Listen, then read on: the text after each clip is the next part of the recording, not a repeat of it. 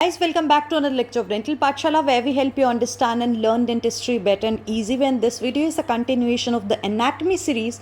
Today we'll be talking about the parotid gland. Before we get started, make sure to subscribe to the channel and hit on the bell icon so that you don't miss any of our exciting videos. So let's get started with the parotid gland, which is a major salivary gland. So we also have sublingual gland, that is also a salivary gland, which is situated in the floor of the mouth. We also have the submandibular gland. Likewise, we also have parotid gland, which is a major salivary gland, and we have two parotid glands which are present on either side of the mouth. Now, as the name suggests, para means around and otid means ear.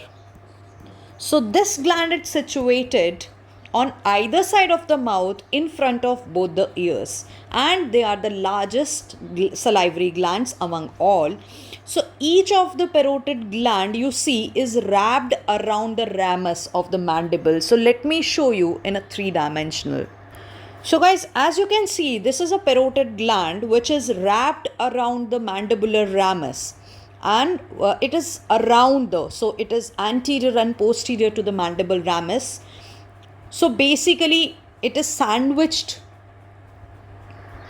between the ramus, and it secretes serous kind of saliva through this parotid duct inside the mouth. So as you can see, it is wrapped around the ramus of the mandible, and you can appreciate a duct over here which is going inside the mouth. So this is the duct of the salivary gland, so which is inserting into the buccinator muscle, and therefore it helps us in mastication as well as swallowing, because of the secretion of the serous saliva through this parotid duct, which is also known as the Stensons duct. So guys, we can appreciate over here, this is our parotid gland which is sandwiched in the ramus of the mandible. Also, this is the Stensons duct, which is the duct of the salivary gland which secretes the serous saliva into the mouth. So this is the buccinator muscle wherein the parotid gland is going to pierce and supply or I can say opens into the mouth onto the cheek area. So in the inner surface of the cheek area opposite to the maxillary second molar teeth. So upper second molar, this Stenson duct opens and secretes the saliva. And the area where this parotid duct opens, so that is the opening of the parotid duct onto the inner surface of the cheek, which is opposite to the maxillary second molar area into the vestibule. There is small parotid papilla, which is a kind of a elevation of the soft tissue, elevation of the tissue that marks the opening of this duct. So this is the parotid gland, which can be felt on either side by feeling in front of each ear. So if we palpate it along the cheek, you can also feel it below the angle of the mandible. So as you can see, this gland lies behind the mandibular ramus, or I can say in front of the mastoid process. So guys, as you can see, this is the parotid gland, and it is between the mastoid process and the mandible. So this is sandwiched between the mastoid process and the mandible. So as you can see, it is behind the mandibular ramus, right? And in front of the mastoid bone. So you can see the mastoid bone. So guys, as you can see, this is the mastoid bone and the ramus of the mandible. So this is the ramus of the mandible, and you can also appreciate the parotid gland over here. So guys, this is our parotid gland.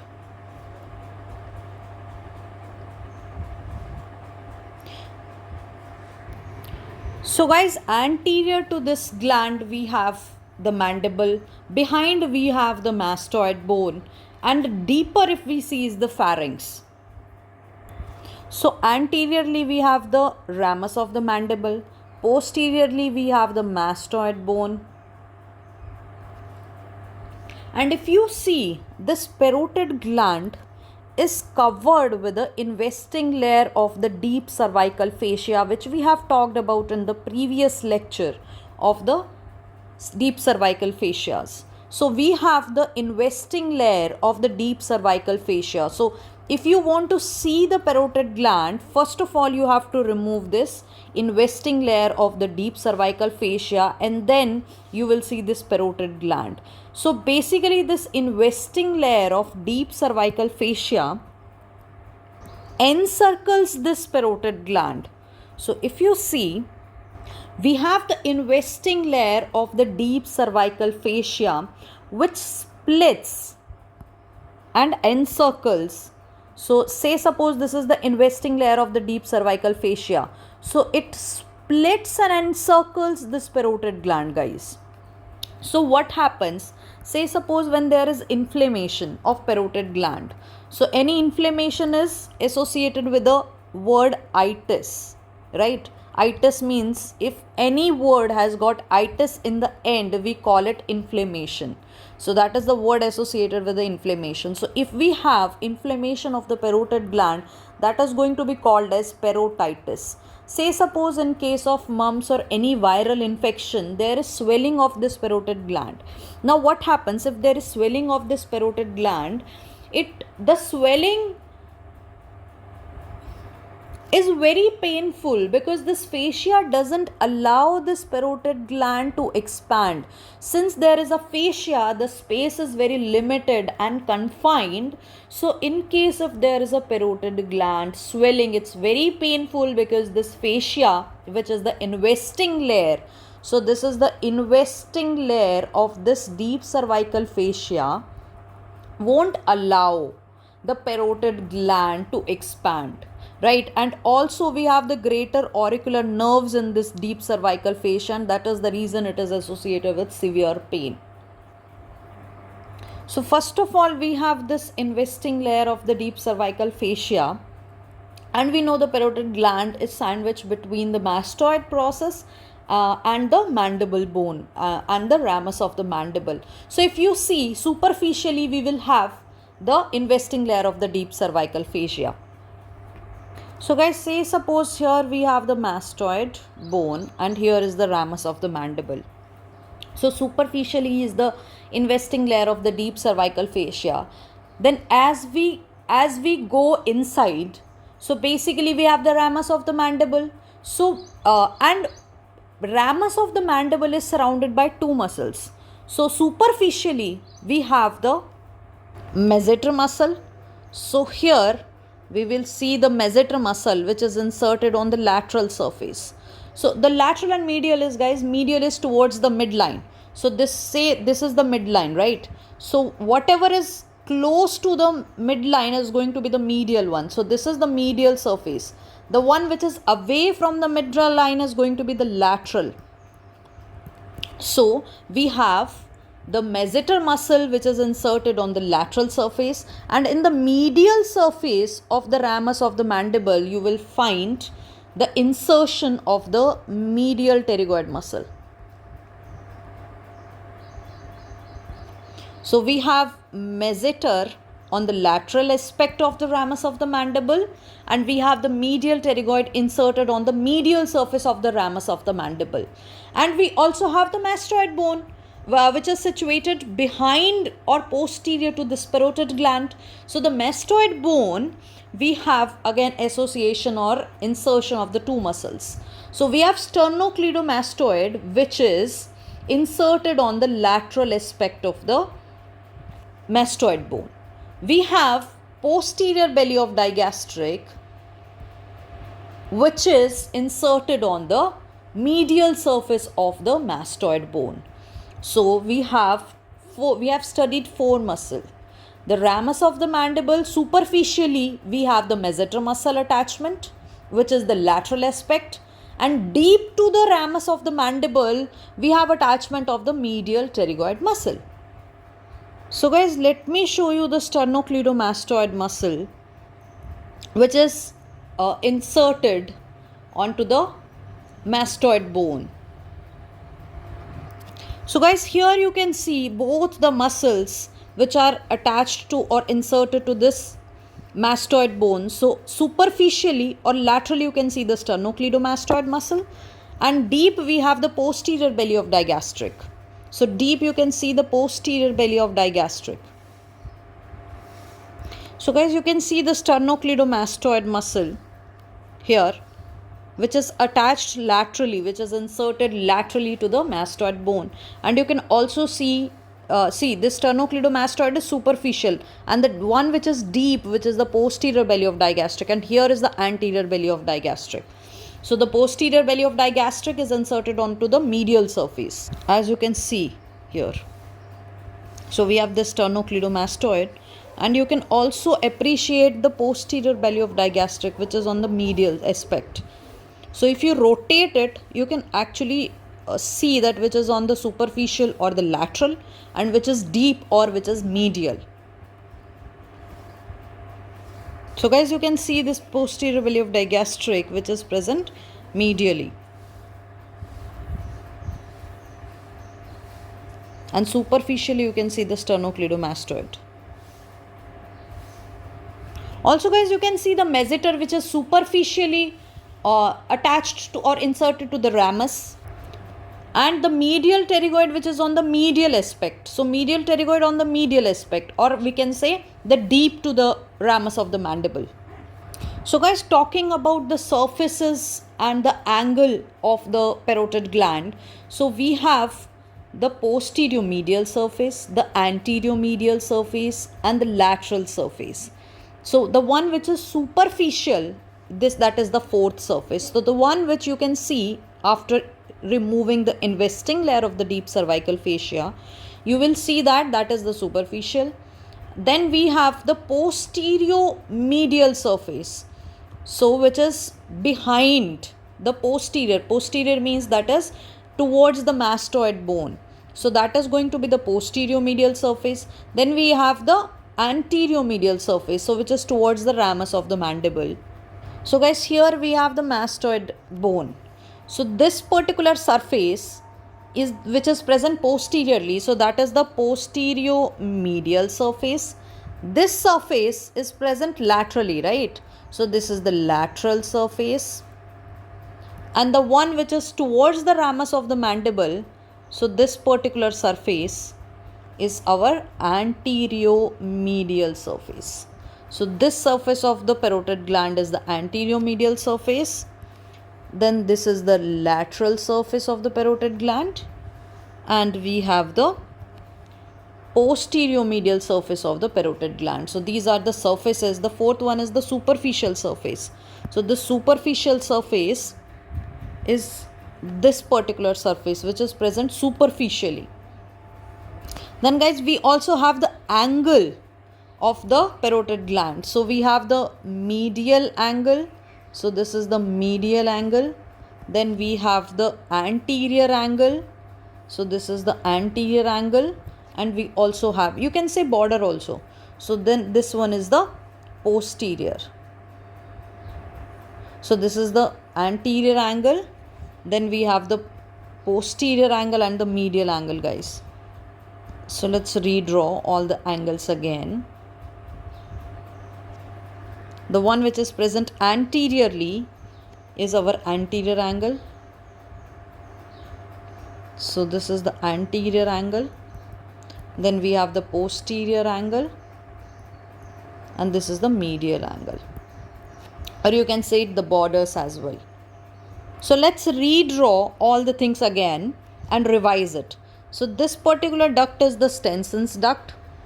So this Stensons duct, it passes the parotid gland. It arises from the anterior border. So guys, you can see this is the anterior border. Then we have the posterior border, and this is the medial border. So the anterior border, the posterior border, and the medial border. Right. So it arises from the anterior border. And we also know that we have the masseter muscle attachment over here. So it is superficial to the masseter muscle, also superficial to the ramus of the mandible. So basically it is superficial, or I can say lateral to the masseter muscle, and then it pierces into the buccinator muscle. As you can see over here, it is piercing into the buccinator muscle, and then opens up on the opposite to the upper second molar area. So as you can see, this is our Stensons duct, right? We have also studied that the ramus of the mandible, lateral to the ramus of the mandible, or I can say superficial or outside the ramus of the mandible. So superficial to the ramus of the mandible, we have insertion of the masseter muscle. Deep to the ramus of the mandible, which is the medial surface. Guys, this is the midline. See, this is the midline. So towards the midline is the mesial surface. Away from the midline is our lateral surface, right? So laterally we have the masseter muscle, and medially here we have the medial pterygoid. Also we have studied the mastoid bone. Say suppose this is the mastoid bone. Then superficial to this mastoid bone, or I can say lateral to the mastoid bone, we have sternocleidomastoid. Medial to the mastoid bone, or I can say deep to the mastoid bone, we have insertion to the posterior belly of digastric. We have also studied the surfaces. So this is our posterior medial surface of the parotid gland. The one which is present laterally or superficially is the lateral surface of the parotid gland, and the one which is towards the ramus of the mandible, so this is our anterior medial surface. So since it is present anteriorly, and medially we have here pharynx, right? In order to see the relations of the parotid gland or the structures passing through the parotid gland, we have to take a transverse section. So this is the parotid gland which is situated between the ramus of the mandible and the mastoid bone, you can see, right? So this is the parotid gland which you can appreciate. So between the ramus of the mandible, and here you can also see the posterior belly of digastric, which is present medial, or we can say deep to the mastoid bone. So posterior belly of digastric also you can appreciate now over here. So if you can see, the parotid gland over here is sandwiched between the ramus of the mandible and the mastoid bone. So I'm going to show you, this is the parotid duct, guys, which is piercing the buccinator muscle. So you can see the parotid duct also. So this is the parotid gland, and anterior to this parotid gland we have the parotid duct which is piercing the buccinator muscle. You can nicely appreciate over here. So now we'll be talking about the veins, arteries and the nerves. So as you can see, we have the facial nerve which is arising from the stylomastoid foramen. So we also have the external carotid artery which is from the parotid gland, and we can see the retromandibular vein. So you can see the retromandibular vein is also a structure which is passing through the parotid gland, and also the external carotid artery, and the facial nerve which is arising from the stylomastoid foramen. You can see this facial nerve, guys, arising from the stylomastoid foramen. So this is the facial nerve, and it is giving off branches, but it is only passing in the middle of the gland. It is not supplying the parotid gland. So the structures passing the retromandibular vein, the facial nerve and the external carotid artery. So the facial nerve, the retromandibular vein, and you can see, guys, you can nicely appreciate the first is ramus of the mandible, then the retromandibular vein, and then we have the external carotid artery. So say suppose as we go from outside, so superficially, first of all we have the investing layer of the deep cervical fascia. Then you will find this parotid duct or the Stensons duct, right? This is the Stensons duct. So let's remove it. So this is the Stensons duct. Then we also have the masseter muscle which is attached or inserted onto the lateral surface of this ramus of the mandible. And if we go from the lateral towards the midline, so first of all we have the superficial layer of the deep cervical fascia, then you can see the Stensons duct, then we have the attachment to the masseter muscle. So here we will have masseter muscle attached onto the ramus of the mandible, and inside we have the medial pterygoid attachment. So in between the basically the ramus of the mandible is sandwiched between the masseter muscle outside and the medial pterygoid inside, or the medial aspect. Then we can also see the retromandibular vein. So medial to the medial pterygoid, we have the retromandibular vein. So guys, this is the retromandibular vein, and medial to the retromandibular vein, we have the external carotid artery. So you can see this external carotid artery which is medial to this retromandibular vein. And you can also appreciate the facial nerve, guys. So this plane of this retromandibular vein and the facial nerve is known as the Patay's plane. So say suppose this is the parotid gland. The part of the gland which is superficial to this Patay's plane is the superficial parotid gland, and which is deep to this Patay's plane is our deep parotid gland. So let's redraw again, or let's see all the structures passing through the parotid gland. So what are the structures passing through the parotid gland? We have the retromandibular vein, we have the facial nerve, we also have the external carotid artery, and guys, we have the sympathetic plexus which is around this external carotid artery. So the structures are the facial nerve, which is passing in the middle of the gland and is not supplying the parotid gland. So basically the facial nerve and the retromandibular vein, they makes a plane which is known as the Patay's plane. So Patay's plane, which is a surgical plane formed by, basically it is used for surgical procedures. So facial nerve and the retromandibular vein. So as you can see over here, we have the,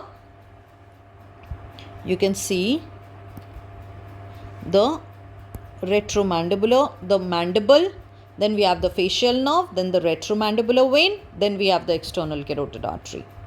So as we go from lateral to medial, again we are going to have a look at the structures of the parotid gland. The structures passing are through the gland.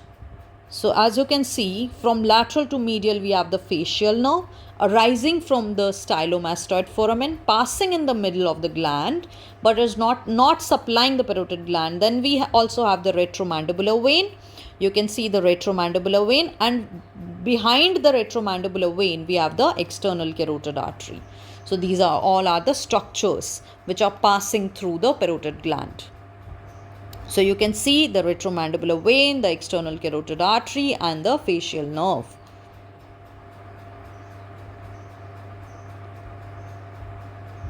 So mandible, then we have the retromandibular vein, the external carotid artery, and the facial nerve.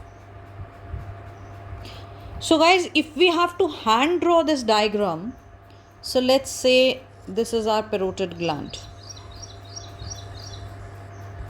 This is the lateral surface of the parotid gland. Then we have the anterior medial surface, which is surrounded by the ramus of the mandible. So say suppose this is the ramus of the mandible.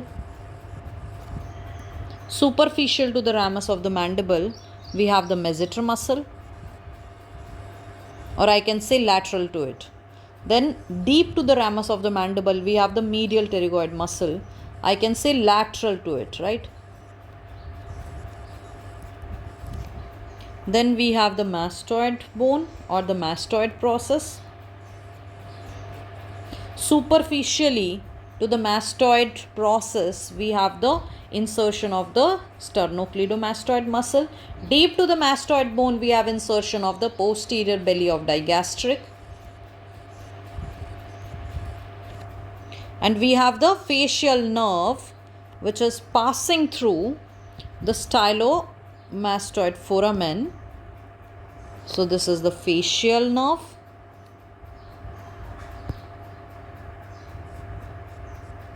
Then we have the external carotid artery.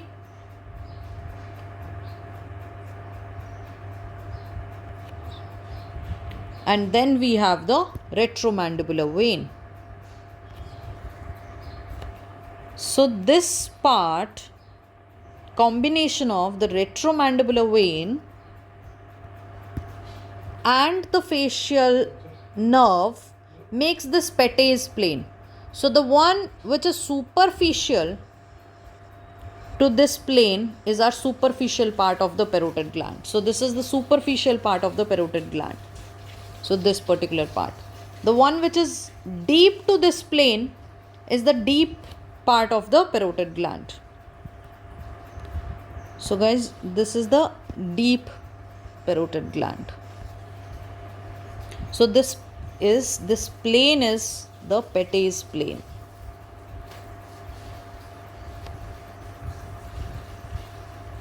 So guys, this is the Petty's plane.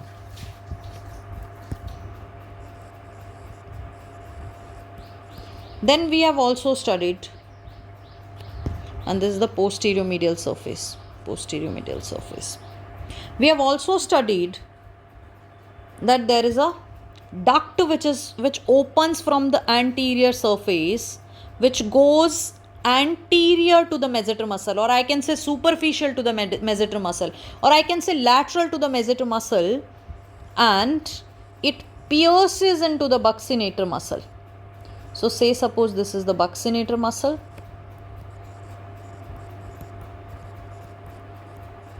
and then it opens into the upper second molar area into the vestibule of the cheek and secretes the serous saliva.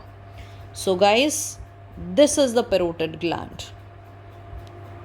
I hope that you have enjoyed the anatomy of the parotid gland. So if you have enjoyed it, give it a thumbs up. Also, you can comment in the comment section below, because this motivates me to put more videos for you guys and to make free notes. So till then, keep reading, keep learning, stay motivated. Also check out the link in the description box below for the notes of this particular video.